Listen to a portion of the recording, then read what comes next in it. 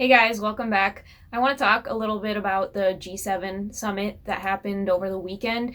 G7 is supposed to mean global seven, so like the seven top global powers. It used to be G8 that included Russia, and Russia's gone, and now it included several countries that may not really be considered global powers, like Italy, Canada. No offense to them. I'm just saying that it's like this relic of the past, or like almost it just looked so outdated, as it's not a reflection. And the funny thing is that it's not really funny, is that it was all about us unifying against China, and to a lesser extent Russia, but mostly China, for the sake of preserving the world order. And let's just react, because I just want to show Australian news for a sec, okay?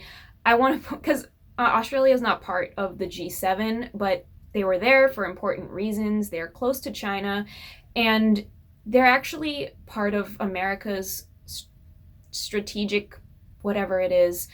You want to say defense, but it's not defense, because the United States is just loaded up with military bases in the Pacific Ocean, which is on the opposite side of our country, and there's nothing to defend against out there. So whatever you call it, Australia is part of America's strategic mission in Asia Pacific. So we've got our bases there. If you go like from Korea down, military bases down Australia, and then coming back up, military bases. And it's like a noose around China.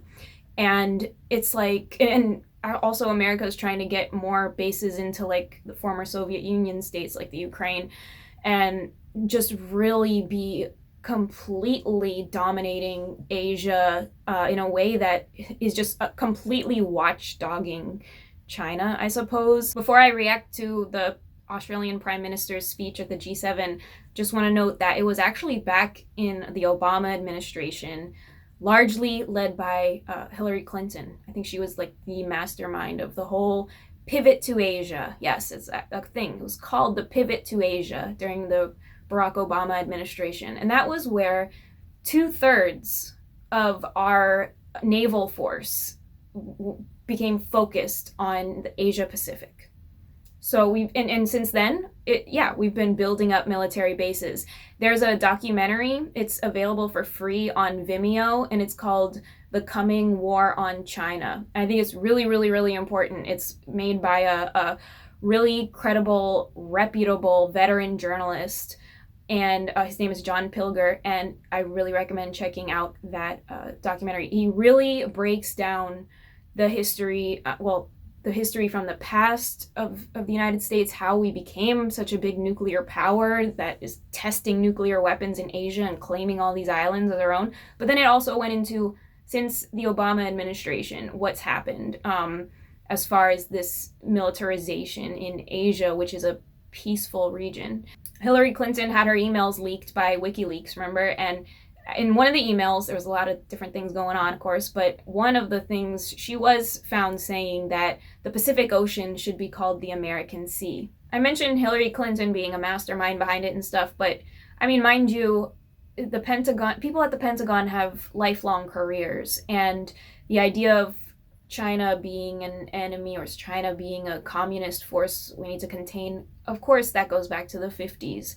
And so there are plenty of people in the Department of Defense and in the intelligence community that have built their career and their life around the containment of China, and seeing China as a threat to the American way of life, or whatever euphemisms they use for like a threat to total American hegemony on the opposite side of the world.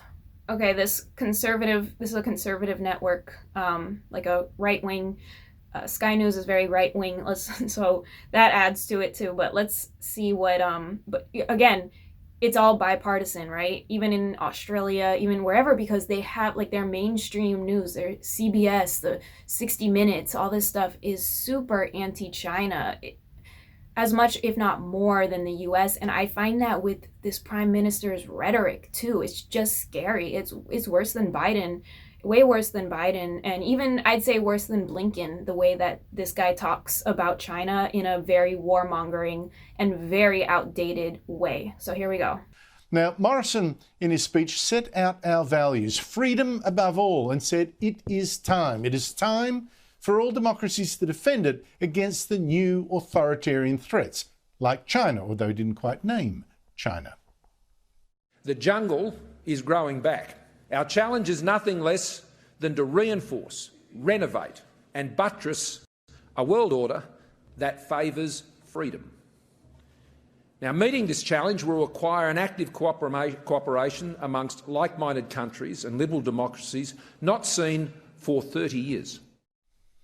Now, separately, democracies cannot resist China, but together we certainly can. And if we're going to defend our values against this massive and brutal and menacing and aggressive dictatorship, we'd first better be clear what our values are, the ones we're defending, clear in our own minds for a start.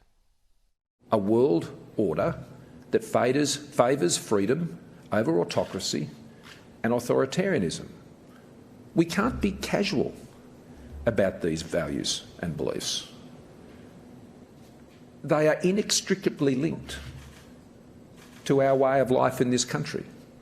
We live them. We must speak up for them. So wait, China is a new authoritarian threat? It's been authoritarian, technically. So it's a new threat because its economy is now risen? I mean, that's a giveaway. It's like an Orwellian doublespeak. How he's talking about it's a threat to our values, it's like our morals, our beliefs. And I guess he's talking about the legacy of colonial powers, Australia, the UK, and the US, and this whole that traces back in history. I guess like that's the moral authority of the world, according to them. So anyway, China's been authoritarian if you're calling China authoritarian today, you should have called it out back then, okay? If that's really all it was.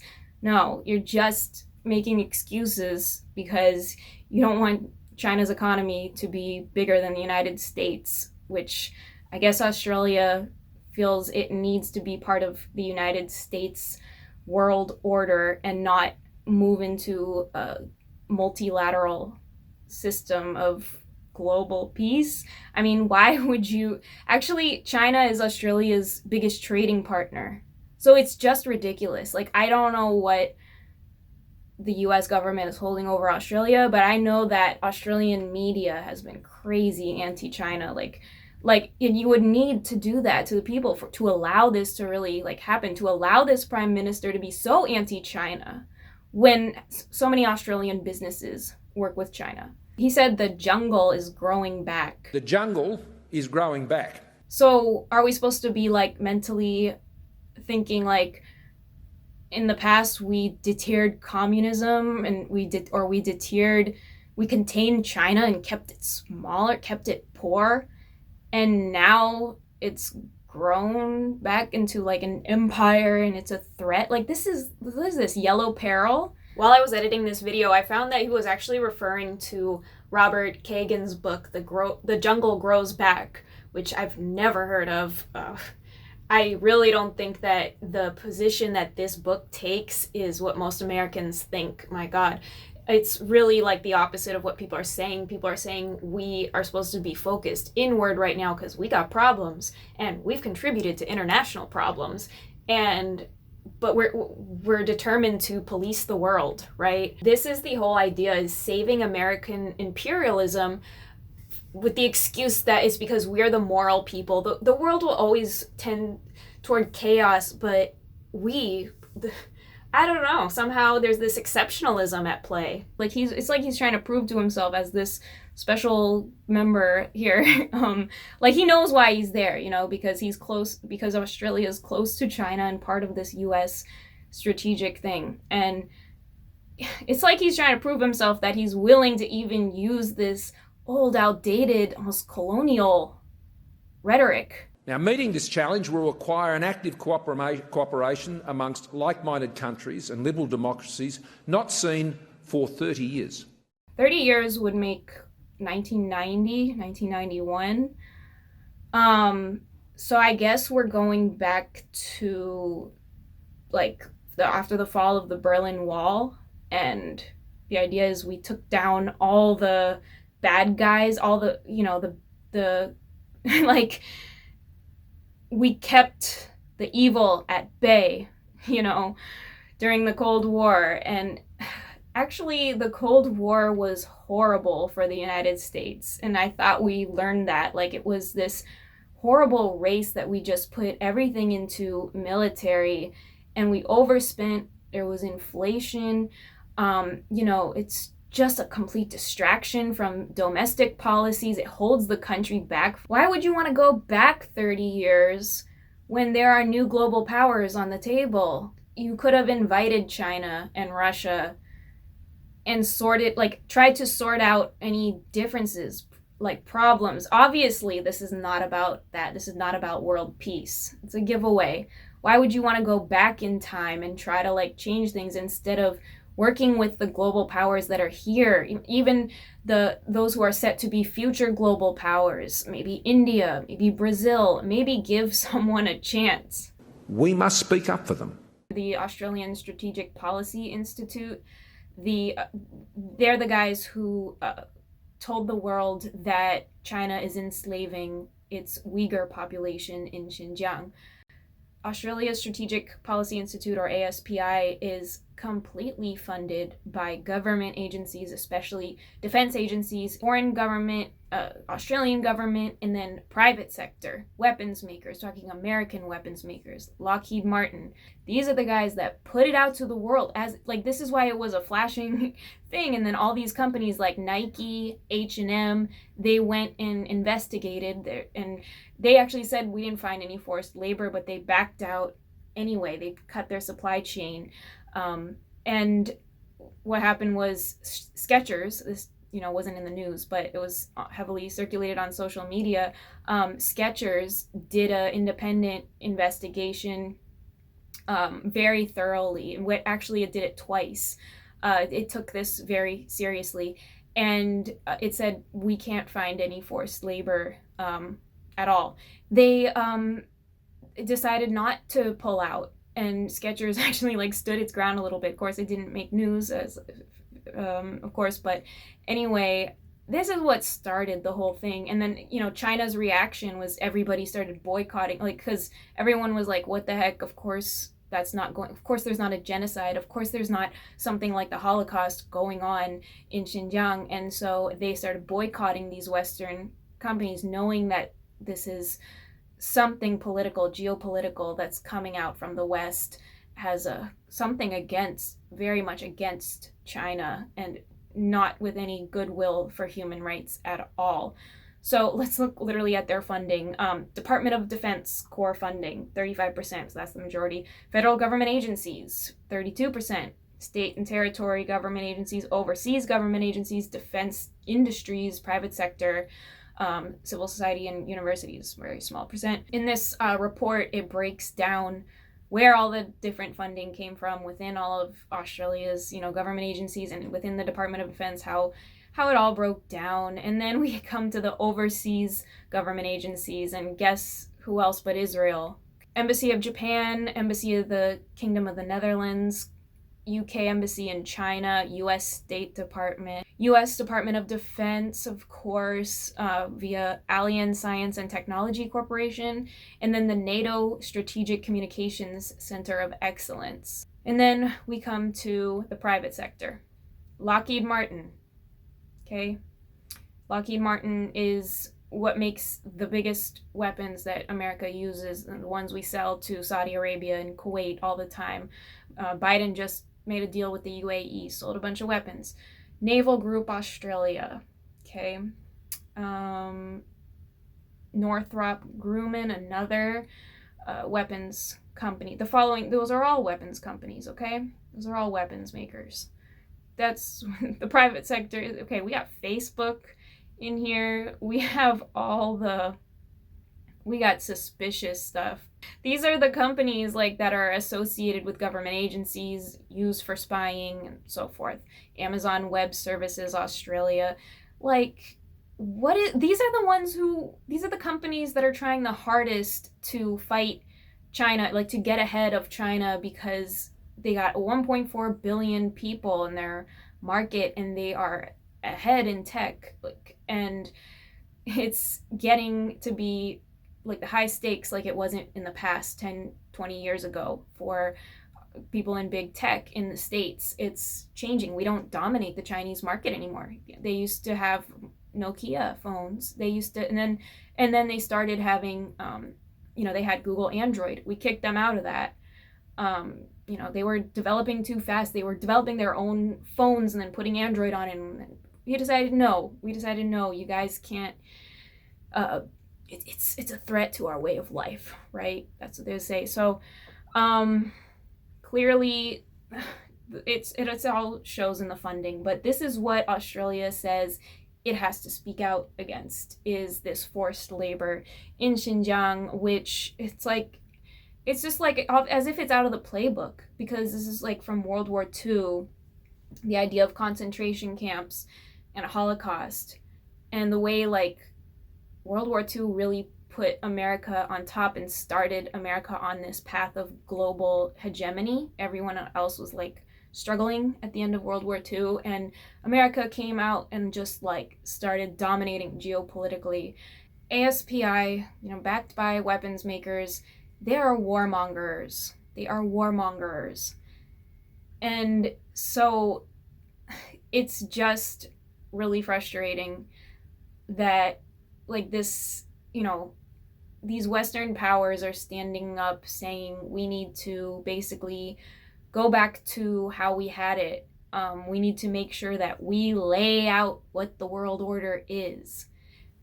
And it's complete disregard to a changing world. It's just not smart. It's like they're choosing to use disinformation campaigns and all this. It's like I'm just wondering, like, is this all this war stuff, is this all just gonna profit for a handful of people, and the rest of us have to deal with the reality of a Cold War without having a choice?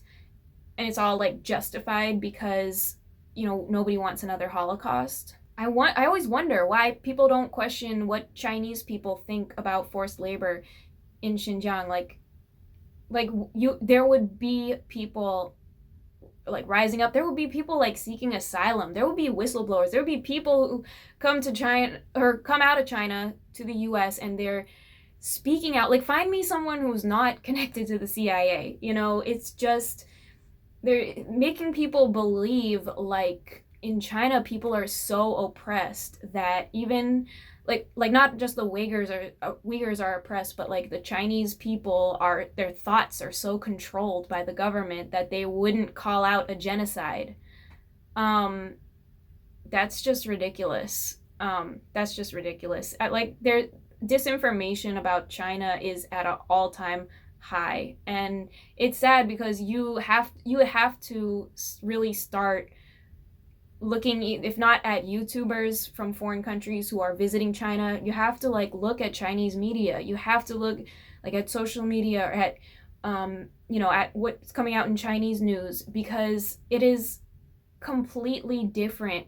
What's coming through our media is warmongering. And I'm going to play you a clip of what this the head of this Australian Strategic Policy Institute said on Australian 60 Minutes, because it is just completely false. He's saying it like with a little smile on his face. He's memorized it clearly. China's ultimate goal, I think, is a Sinocentric world order in which authoritarianism with Chinese characteristics is the dominant political system on the planet. It's 100% false. Any Chinese person could easily debunk it. It's not even evident. And it's gonna fall onto the ears of people who don't understand China's international diplomacy, don't understand what the Belt and Road Initiative really is, don't understand China's attitude and how it doesn't want to export its political ideology, let alone its political structure, outside China. It's not expanding. The one thing that it's done that they're all fired up about in in the South China Sea is that it built its own islands. Okay? China decided to build its own islands. It rather than claim, like America did, we have all these islands and atolls that we've done nuclear testing on.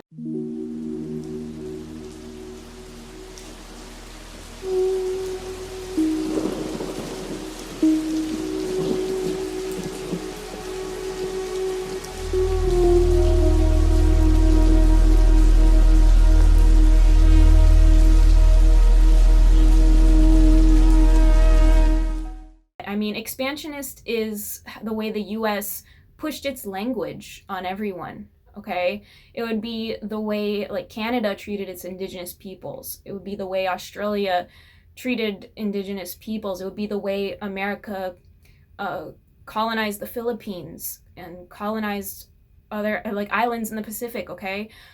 That is expansionism. That's imperialism. And yes, China's had an empire, but it's been like within what is modern day China, and they are doing this Belt and Road Initiative, and that is by no means colonialism. America's presence overseas has been for America's own benefit, and if you look at China's Belt and Road Initiative, it really is two-way benefit rather than a one-way benefit.